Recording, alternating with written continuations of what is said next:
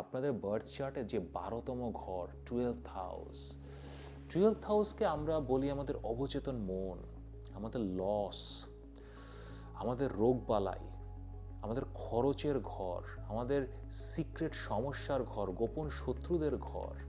এবং এটা এমন একটা ঘর না, এটা আসলে না একটু পেছন দিক থেকে আসে, এবং এটার সাথে কানেকশনটাও আমাদের একটা অবচেতন মনের মাধ্যমে করতে হয়, একটা সাবকনশিয়াস এটার সাথে কানেকশন হয়, স্বপ্নের মাধ্যমে হয়, থ্রু ড্রিমস কানেকশনটা হয়।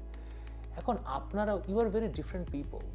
আপনারা হলেন যোদ্ধা, আপনারা সামনে থেকে ফাইট করেন, এখন পেছন থেকে কিছু আসছে, যে জিনিসটা বুঝতে পারছেন না, দেখতে পারছেন না, জানতে পারছেন না, এটার সাথে সবাই ফাইট করতে স্ট্রাগল করে, বাট সবচেয়ে বেশি স্ট্রাগল করেন আপনারা, because you are the most straightforward people.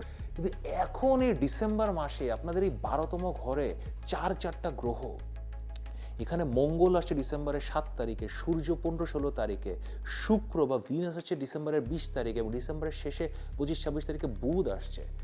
তো এখন এই 4টা গ্রহ যখন 12তম ঘরে চলে আসে না, এটা একটা খুবই হেভি অ্যান্ড ডিপ একটা ফিয়ার মনের মধ্যে নিয়ে আসে, একটা অজানা আতঙ্ক আপনাদের মনের মধ্যে নিয়ে আসবে।